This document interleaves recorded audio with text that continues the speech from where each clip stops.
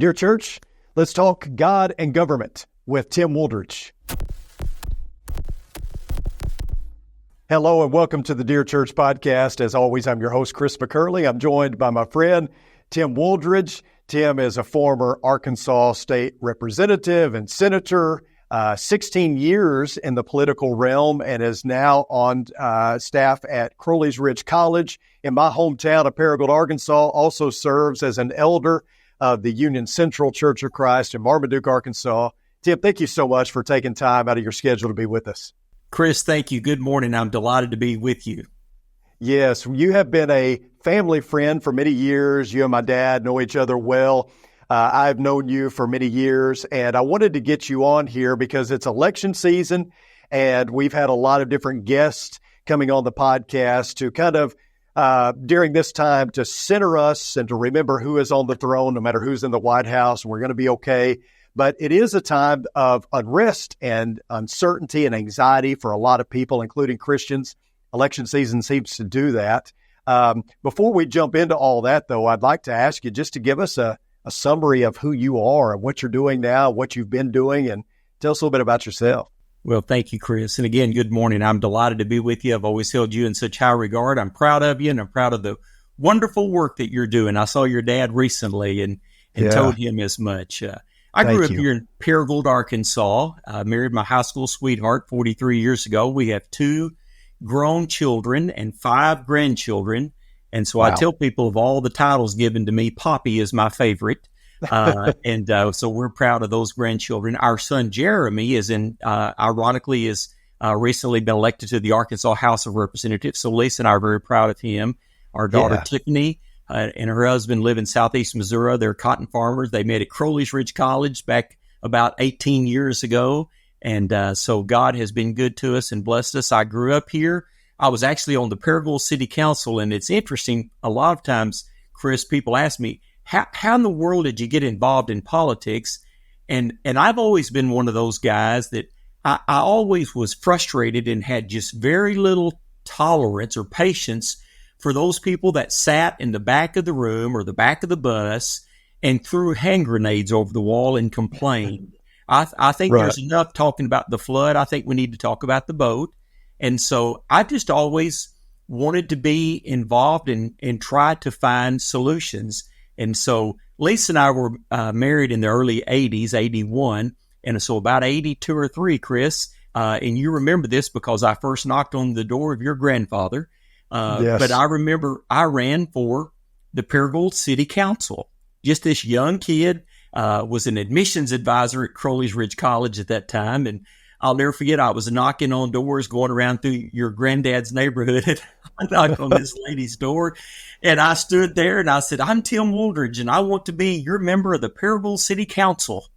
And she said, "Well, honey, are you old enough to vote?" They don't ask me that anymore. So they don't. I spent 22 years in office. And so I moved from the Paragould City Council to the Arkansas House of Representatives and then finally to the Arkansas Senate. And I was the 4th ranking senator and chair of the Revenue Tax Committee of the Arkansas Senate, and just had a wonderful career there and met lots of great people around the state of Arkansas. Yeah. Did you find it hard to operate within the realm of politics and be a man of faith? I know that in my previous job as a coach, I found it hard sometimes to maintain my Christianity as a coach. Did you find that hard? When you're behind?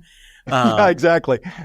you know, Chris, I really didn't, and I don't want this to sound pharisaical at all, but I found that if you established who you were and what you were, and you maintained that with a great sense of consistency.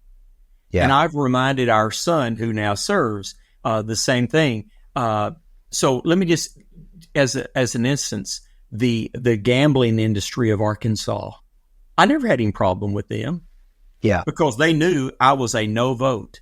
The alcohol industry of Arkansas, I never had a problem with them. And so people would say, were they twisted on your arm? No, because I tried to maintain a consistency. Had I been inconsistent about votes and my conduct, at the Capitol. They're always looking for some reason, to kind of to get you in, as I'm fond of saying, the trick bag.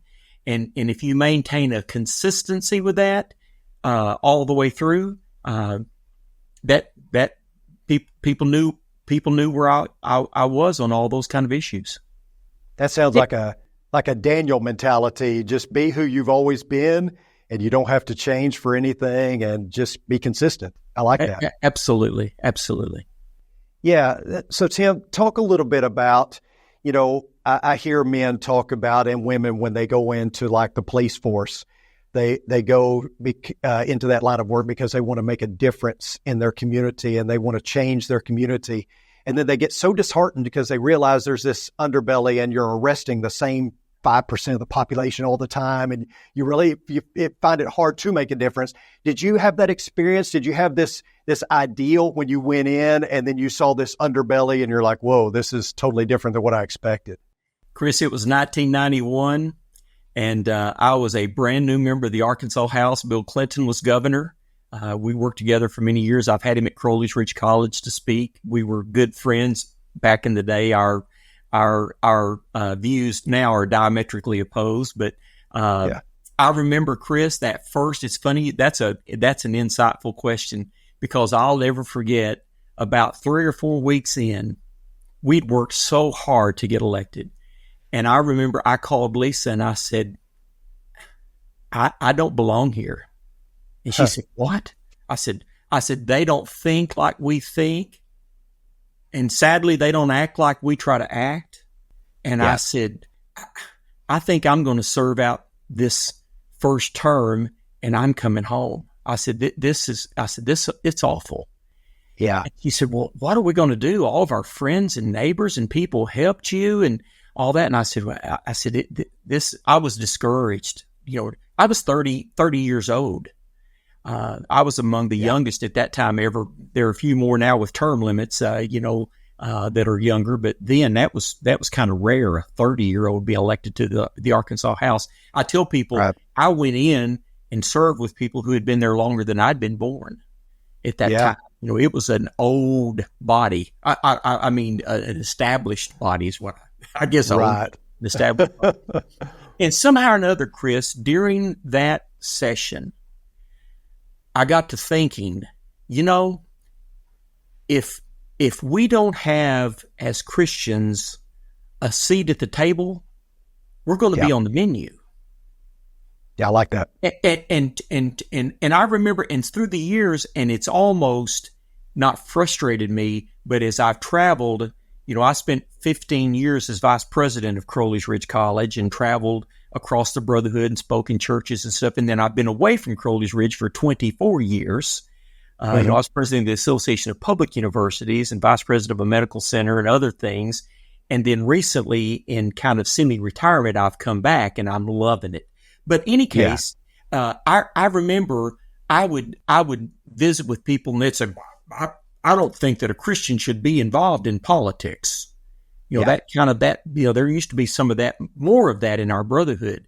And I would say to them, if we're not involved, then we kind of deserve what we get. Yeah.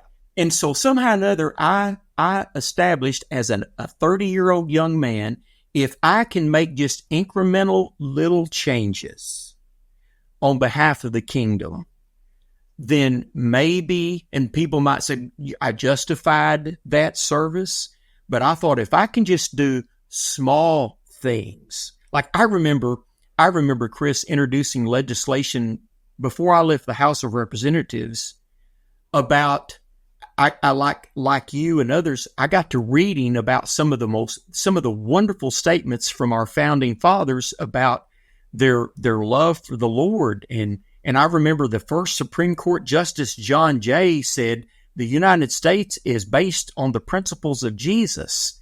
And I thought, they made statements like that? I don't think our children know about those things.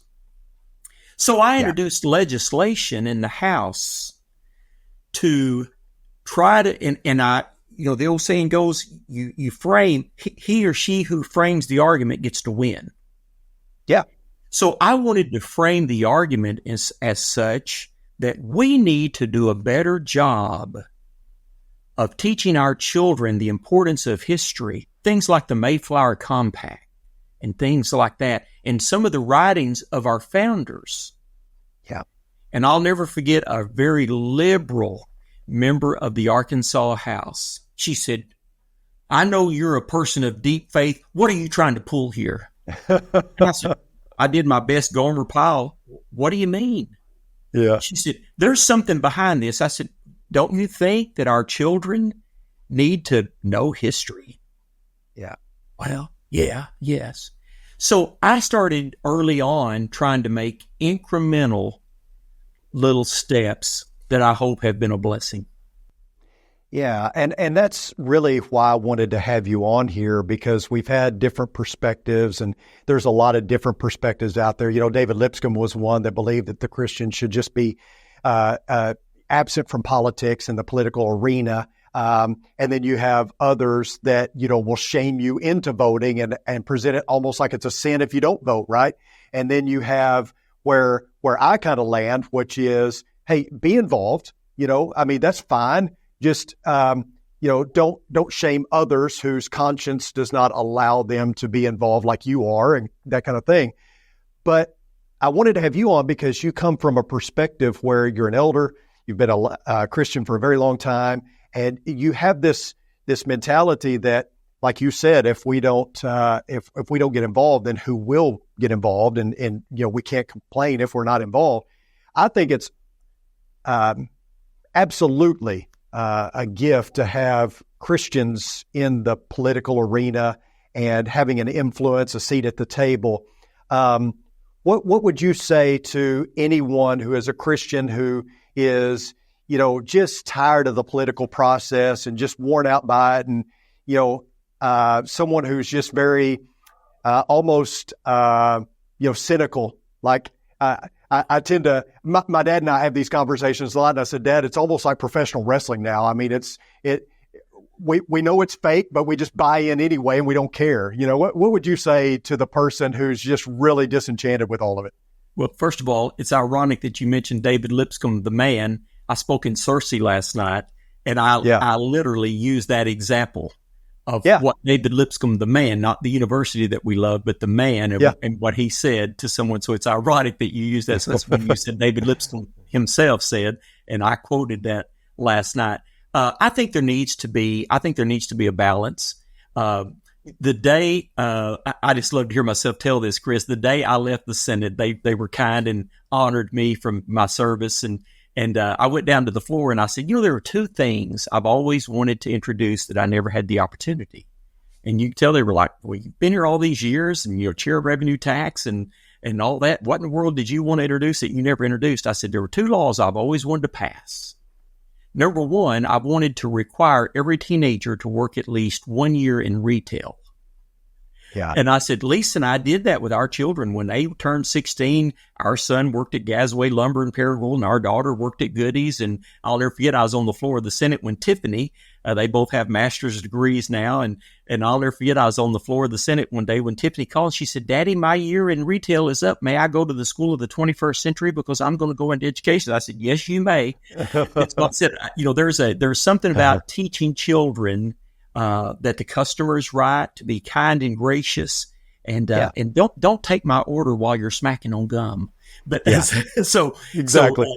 But the second law, I always said that I wanted to require every family to watch at least one Andy Griffith episode every day. And so what I would say to those that are cynical, I think I noticed that maybe one of the Fox News guys said this maybe after the last election cycle. Take a little bit of break from some of this. So I think there needs to be a balance. I think we need to take all of that in stride and then flip over to Andy Griffith and keep that in balance, understanding that as Christians, it's not about here, and the changes that need to be made in our society are not going to be made in houses of government. They're going to be made in houses of worship and in our homes, and it's the kind of children that we teach. Chris, I believe that my most important work is still in front of me because Lisa and I have these 5 grandchildren, 3 little boys and 2 little girls that I want to influence for the Lord's kingdom. And I don't think my greatest, most important work is behind me. I think it's in front of me. And so I would just say to people, keep that balance and understand that. I don't know that you asked this, but you prompted this with me. Sure. I've always said, if there are no members of the press around, my answer when people would ask me privately, really, why did you spend your time doing something like this? And my answer, this is just between you and me, and Chris. No one else is watching, are they? Yeah. To me, it has always been a salt and light issue. It's always been about retarding the spoilage. But the rest of that verse, and I do a little lesson. I was over with our friends in Benton, Kentucky a couple weeks ago. I love that congregation in Marshall County. Me too. And you did. And I love Mark Ray. Yes. Hey, Mark, if you're watching. But I did a thing on salt and light, and I said, the key part of that, but if salt loses its saltiness, how can it be made salty again? And so the key for me has been, I have seen, and I don't mean this to sound ugly, I don't mean this to sound judgmental at all, but I have served with some that if you look in the legislative directory, it lists the churches of Christ. Yeah. Well, and so I'll leave that there.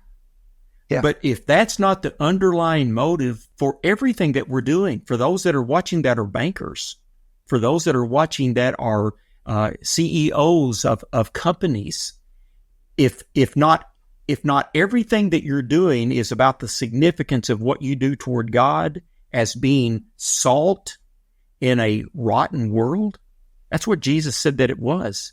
Unless we're doing that, then we're just one of the body. I'm talking about the legislative body. Yeah. And so that needed to be key. That and with that, Chris, I've had to caution young people and others that were elected, don't be one dimensional. Don't go down there ready to fight over all of these social issues. Yeah. I've already mentioned 2 or 3 times, I was chair of revenue tax. I was there on behalf of North Arkansas trying to create tax policy that would be favorable to businesses and industry moving to my part of the state so that my children and others' children would have a great opportunity to live in the beauty of Northeast Arkansas. It's not nearly as pretty as Dixon, Tennessee, but it's beautiful.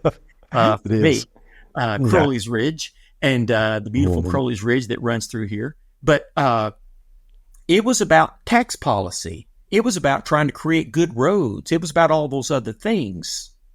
So I wasn't there as that one-dimensional ready to fight over social issues. Right. Even though I introduced the first covenant marriage bill. Yeah.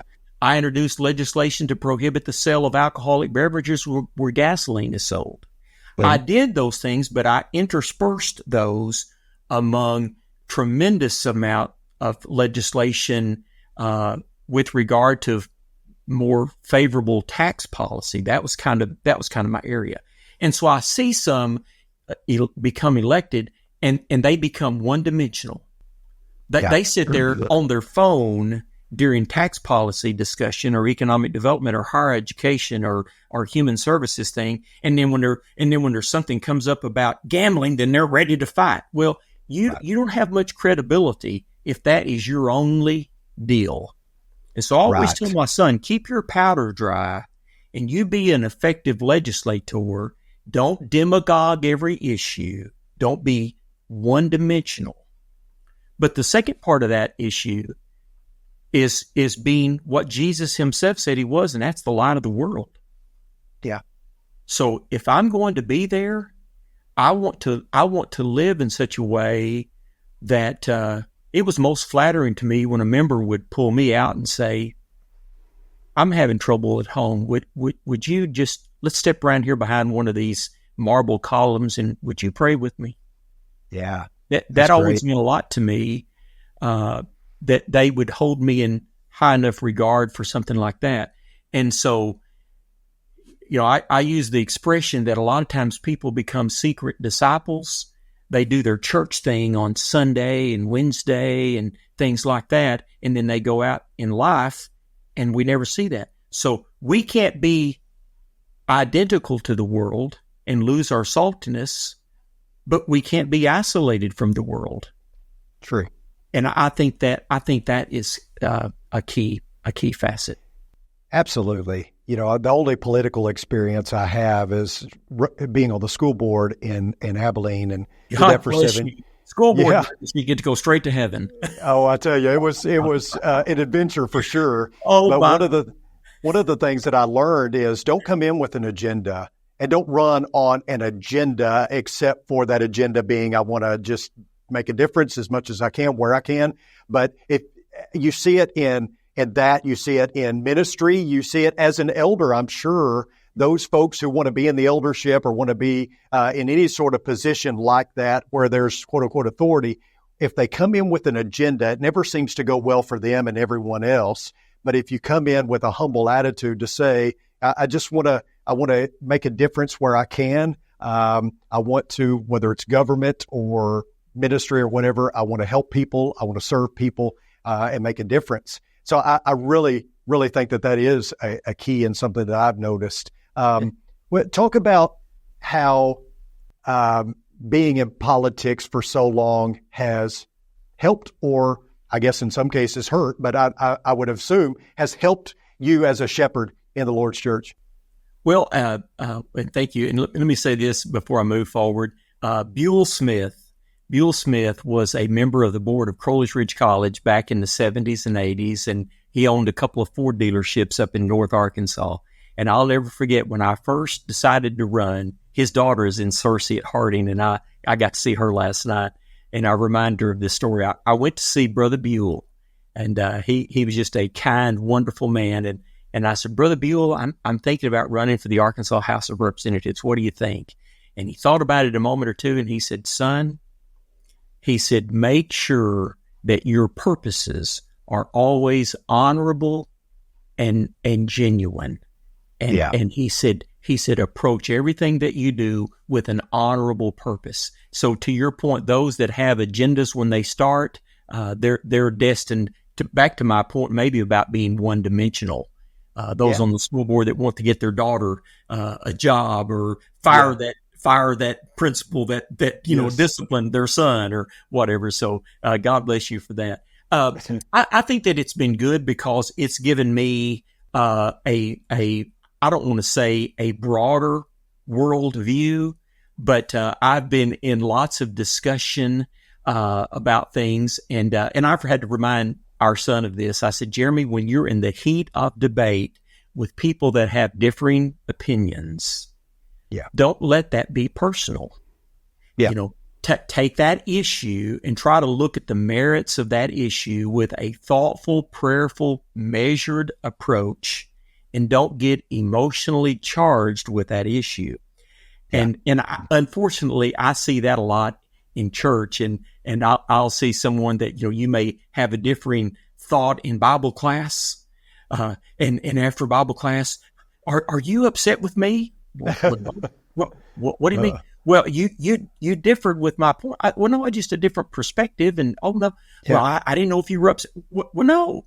And so I have developed through my legislative thing of being in a room where I'm trying to convince all the other members of the body, or at least a majority of them, to join me. And that's a key thing. You've got to, whatever you do, you've got to be, I've often said, in our this may kind of frustrate our viewers a little bit, but there's a thin line between principle and pragmatism. Yeah. It's a thin line. You want to remain principled to those, and certainly to those core beliefs that are non-negotiable. But at the same time, there has to be some pragmatism to get things passed. And so I know because he's there now. So I'm getting to live this kind of as I don't know, he called me a mentor or an advisor to our son. But I've reminded him, unless you can get a majority to go along with you, it doesn't matter how wonderful the things you may introduce something to put bigger elephants in the zoo and bluer skies and deeper rivers. Yeah. But if you can't get a majority of that house, that body to go with you, it doesn't matter. Right. So people can act statesmanlike, but if you can't get elected, then you're a one-term person. Yeah. And so in those church things, I've tried to kind of caution people to be more measured and to think and allow differing views. What was the old expression that at least it was attributed to General Patton? And he said, if everybody in the room's thinking the same thing, somebody ain't thinking, bad grammar for emphasis. And right. That's right. If everyone in the room, oh, yes, sir, yes. That group mentality always frustrates me. And through the years, I was CEO of an 8-county development council, and I had 80 employees, and I had all my people around me. And I'd say to them, now, in our staff meetings, don't just agree with me.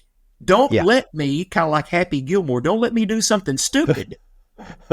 Right. I would appreciate if you keep it to our staff meeting, but disagree with me in our staff meetings and help me formulate a policy that's best for our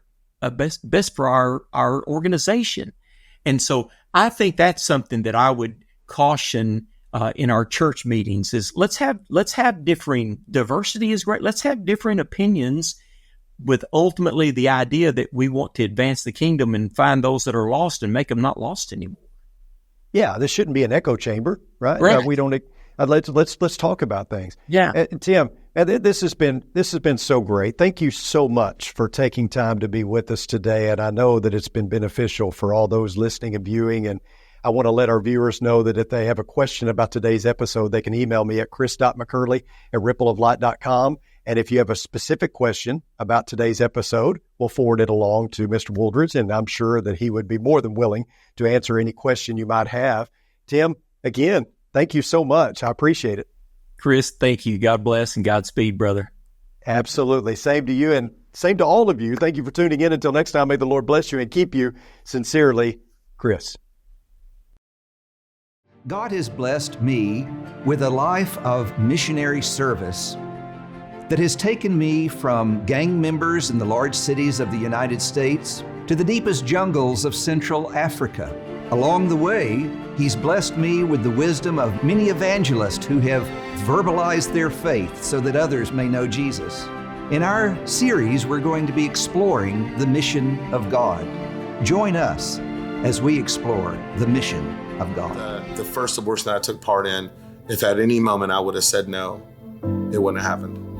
If somebody had told me, I have resources for you, don't do this, I would have gone with them. And I remember feeling bad for her, but I remember more than anything the look on her face before she got out. And it was a plea. It was a plea. I can't imagine the damage that did.